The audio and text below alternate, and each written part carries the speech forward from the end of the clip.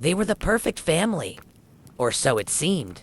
A pair of mothers, 6 adopted children, a van full of love, always smiling in photos, always hugging at rallies.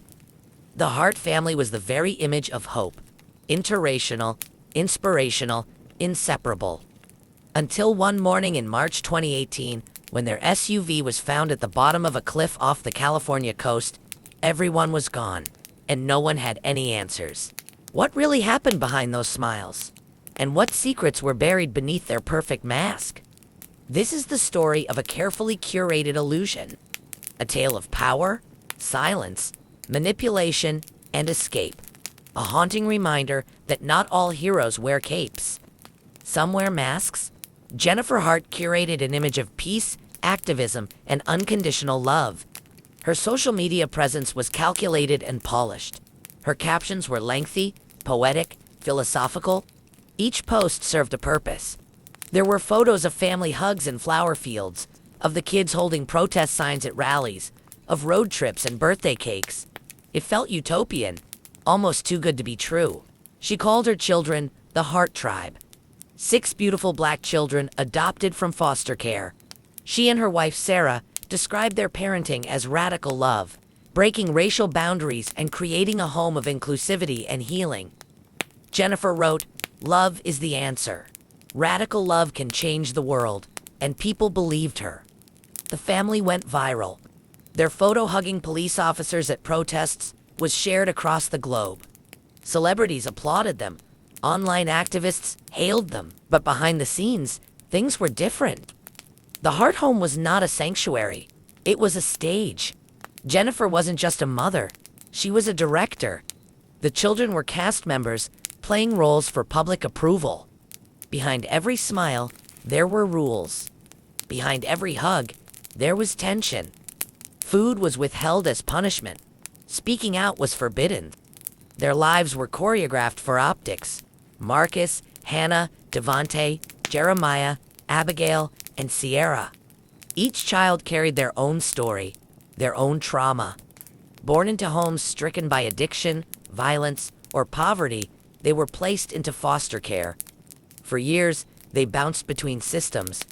Jennifer and Sarah adopted them through Texas's foster system, adopting 3 sibling pairs across 3 years. To the outside world, they were saviors. In reality, they were gatekeepers. Teachers noticed early warning signs.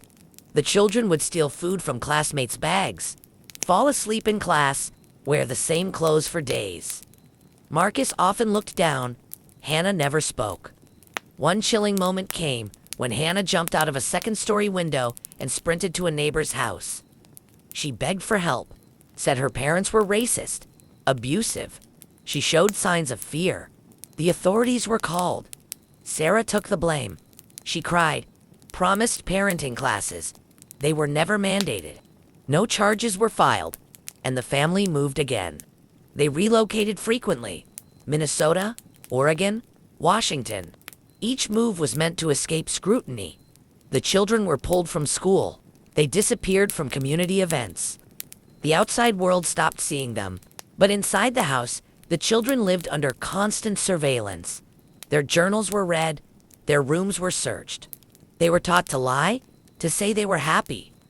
One neighbor described seeing them stand in a straight line, hands behind their backs, like they were in military formation.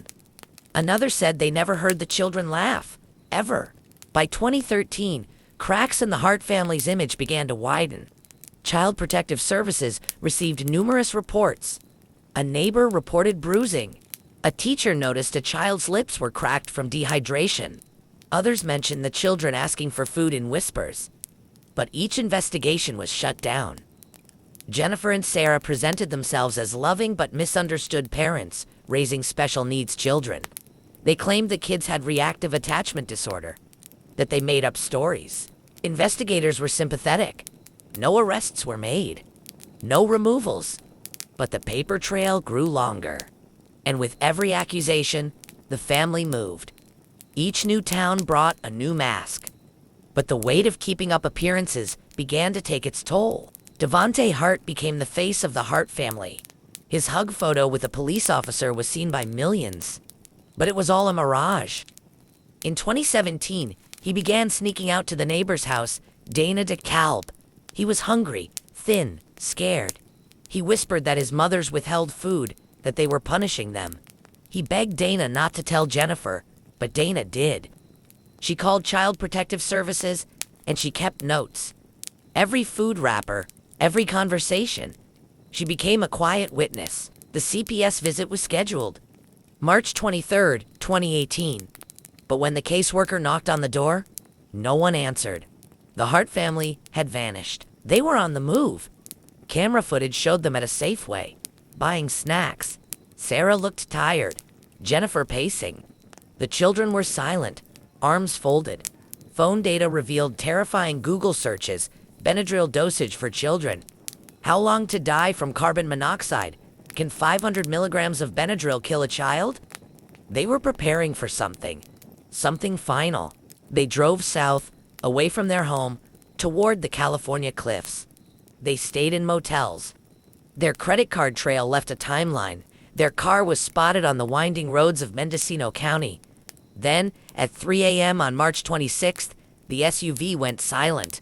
The vehicle was found at the base of a cliff. No brake marks, no signs of swerving. It had accelerated straight off the edge. 5 bodies were recovered that morning. 2 more days later, Devontae's body was never found. Presumed drowned.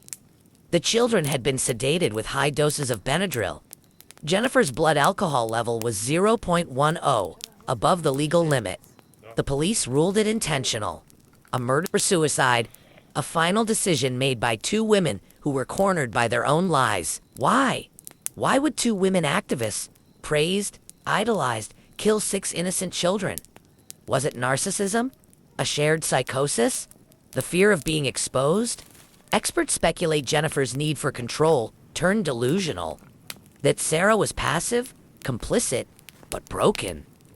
That the illusion of perfection could not withstand reality. Whatever the reasons, they don't matter. Not really. Not to the children. What matters is that no one listened in time. No one heard Devontae's whispers. No one believed Hannah's screams. Until it was far, far too late.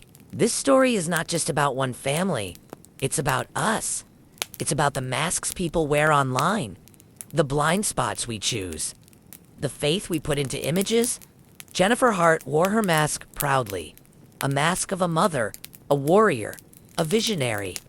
But behind her mask was a storm. And 6 children who didn't survive it.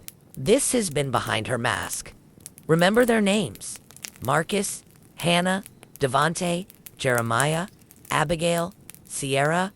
If their story moved you, subscribe, share their truth. Help us give voice to the unheard. Because sometimes the most beautiful masks hide the darkest truths.